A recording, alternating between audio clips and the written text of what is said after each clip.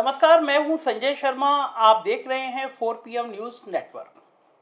गांव देहात में शहर में लगातार चीज़ें खराब हो रही हूं तो बड़े बूढ़े कहते हैं कि नज़र लग गई है, नज़र उतरवा लो।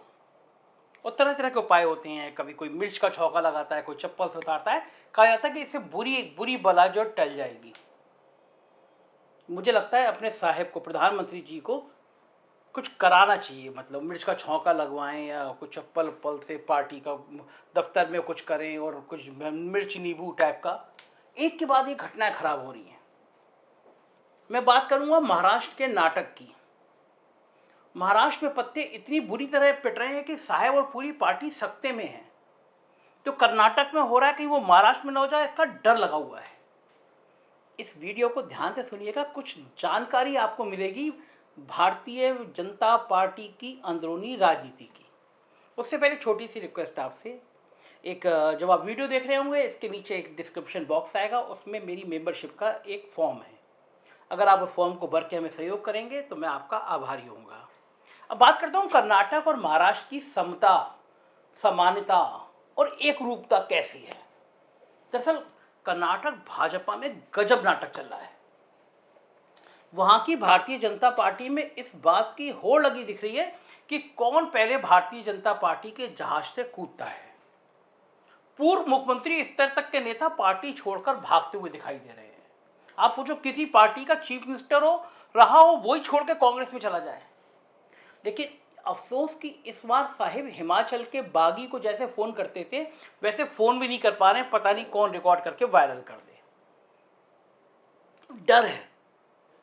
हिमाचल वाले बागी को जिस तरह फोन किया था बवाल हो गया, इसी तरह का डर है। देखिए, यहां तक तो बात समझ में आ रही है कि भाई दूध का जला छाछ भी फू फू कर पीता है। इसलिए इस बार साहेब फोन करने से बचेंगे, क्योंकि अब तो लोग व्हाट्सएप कॉल तक को रिकॉर्ड कर ले रहे हैं। परेशानी है। लेकिन बड़ी बात यह है कि अभी तक साहेब या छोटे साहेब कर्नाटक में चुनाव प्रचार करते हुए दिखाई नहीं दे रहे हैं। ये बड़ा आश्चर्य कर्नाटक के अंदर चर्चा है। साहेब कर्नाटक जा भी रहे हैं तो चुनाव प्रचार करने की जगह वाइल्ड लाइफ फोटोग्राफर बने दिखाई दे रहे हैं, बढ़िया बढ़िया ड्रेस पहन रहे हैं। और वहां भी उन्हें बाघ धोखा दे रहा है।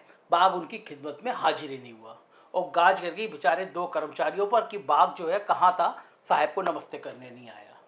पर आप खुद ही सोचिए, हमको पता है कि साहेब साहेब प्रधानमंत्री हैं। बांदीपुर टाइगर रिजर्व के कर्मचारियों को पता है कि साहेब प्रधानमंत्री हैं। लिहाजा हम सभी साहेब का आदेश मिलते ही उनकी खिदमत में हाजिर हो सकते हैं। लेकिन बेचारे बाघों को क्या पता कि हाई रेजोल्यूशन कैमरा हाथ में पकड़े और बढ़िया चश्मा लगाए जो शख्स फोटो खिंचवा रहे हैं वो प्रधानमंत्री हैं। अगर बाघों को पता होता कि ये प्रधानमंत्री हैं तो बेचारे वो भी उनकी खिदमत में हाजिर हो जाते। खैर, कर्नाटक में तो बाघों को छोड़िए, भाजपा के लोग भी अपनी पार्टी के तथाकथित शेर साहेब की खिदमत करने को तैयार नहीं है। अब ईश्वर पस आपको ले लीजिए। उनके नाम में ही ईश्वर है तो भला वो नड्डा जी के देवताओं के देवता का हुक्म भला क्यों बजाएंगे। पूर्व मुख्यमंत्री जगदीश शेट्टर साहब तो अब किसी और की आरती में शामिल होकर ओम जय जगदीश करते हुए नजर आ रहे हैं। वहीं ऐसे 50 दूसरे भाजपाई भी हैं जो भाजपा को डूबता जहाज बांधकर कांग्रेस और राज्य के सर्वोच्च नेता देवगौड़ा जी की पार्टी ज्वाइन कर चुके हैं या फिर करने वाले हैं। मगर आज हम बात कर्नाटक की नहीं, बल्कि कर्नाटक के पड़ोसी राज्य महाराष्ट्र की करने जा रहे हैं। उस महाराष्ट्र की जहां संघ मुख्यालय है। लेकिन अब भाजपा के लोग नमस्ते तो भाजपा में करते दिख रहे हैं, लेकिन सदा वत्सले कहीं और करने की फिराक में लग गए हैं। जैसा आप जानते हैं कि इस वक्त पूरे देश में सबसे ज्यादा कहीं भारतीय जनता पार्टी के विरोध में माहौल बना हुआ है तो वो महाराष्ट्र है। कर्नाटक से भी ज्यादा भारतीय जनता पार्टी विरोधी माहौल अभी मराठी मानुष के बीच में है। बड़ी कोशिश की थी कि अजीत पवार टूट जाएंगे, एनसीपी तोड़ लेंगे, लेकिन वो शरद पवार हैं, उस पार्टी के मुखिया हैं। नई मामला बना। हालात ये है कि राज्य की राजनीति के भीष्म पितामह शरद पवार अडानी का बचाव तो कर दे रहे हैं, क्योंकि मुकेश अंबानी से उनकी बनती नहीं है। लेकिन भारतीय जनता पार्टी के साथ जाने के नाम पर सिरे से कन्नी काट लेते हैं और महाविकास अघाड़ी की एकजुटता पर बिल्कुल उसी अंदाज में कायम दिखते हैं जैसे भीष्म पितामह महाभारत के समय कहा करते थे, मैं तो बस हस्तिनापुर के सिंहासन से बना हूं, हस्तिनापुर की भलाई चाहता हूं। लेकिन हस्तिनापुर यानी दिल्ली की गद्दी पर 24 2024 में कौन बैठेगा, इसका फैसला अब महाराष्ट्र और बिहार के हाथों में जाता हुआ दिख रहा है।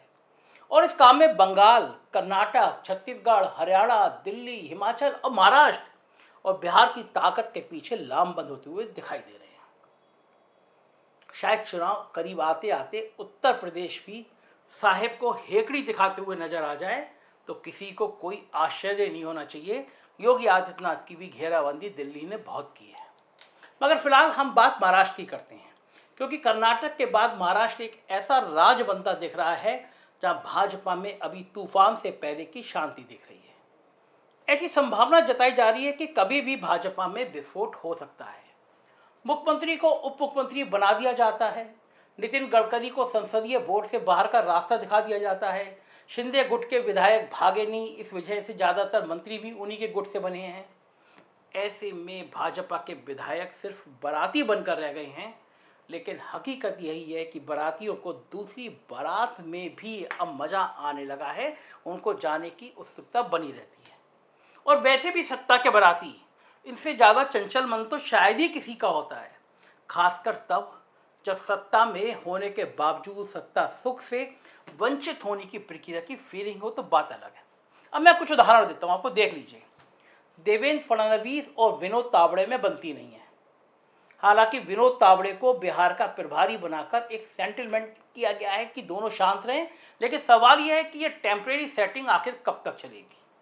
अगला बिंदु देखिए, अधिकांश विधायक अपने जिले के प्रभारी मंत्रियों से खफा हैं क्योंकि उनके काम अटक रहे हैं।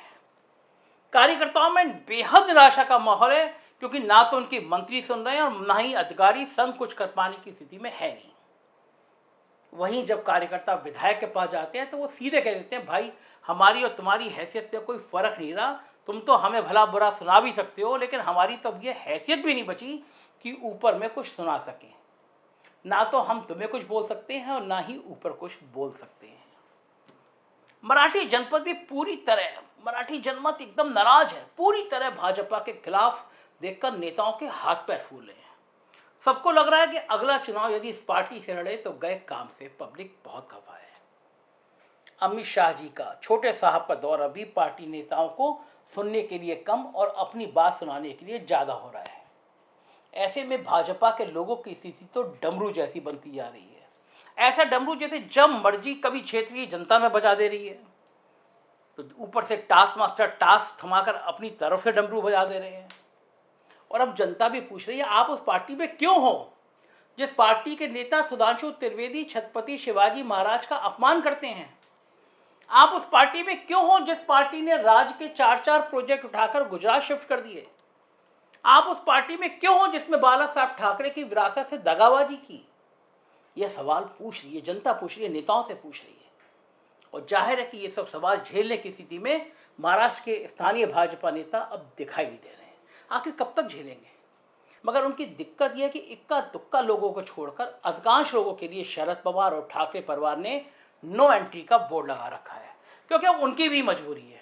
दरअसल उनको भी फीडबैक है कि ऐसे अधिकांश विधायक नेता अपने क्षेत्र में बेहद अलोकप्रिय हो चुके हैं, खासकर गुवाहाटी मॉडल की वजह से खोखे की बात जन जन में फैल गई है। अब ऐसे लोगों को अपनी पार्टी से लेकर महाविकास अघाड़ी के दल जनता के बीच में अपना कबाड़ा कराने आखिर क्यों जाएंगे? ऊपर से सबसे बड़ा डर सुप्रीम कोर्ट की संविधान पीठ का है, जो कभी भी एकनाथ शिंदे गुट की संवैधानिक वैधता को चुनौती देने वाली याचिका पर अपना फैसला सुना सकती है। मोटे तौर पर कहूं तो एक्सट्रीम कंफ्यूजन की स्थिति है और इस स्थिति में कोई नहीं जानता कि महाराष्ट्र में कल क्या होगा, लेकिन इतना तय है कि भाजपा के लिए महाराष्ट्र एक बहुत बुरा सपने जैसा हो गया है। आप देखते रहिए 4 PM, राजनीतिक खबरें हम बताते रहेंगे। कुछ और राज्यों में चैनल है हमारे 4 PM यूपी, बिहार, गुजरात, कर्नाटक, उन्हें भी सब्सक्राइब करिएगा। शुक्रिया।